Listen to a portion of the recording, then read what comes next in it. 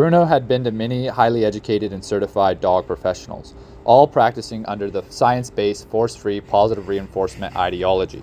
Bruno's owners spent many years implementing their protocols, and things only became worse over time. This is a dog that board-certified veterinarian behaviorists said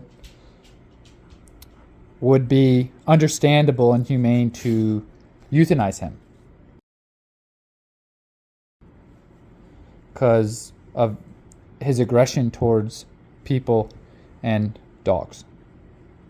But here he is, doing well. He's off all of his medication,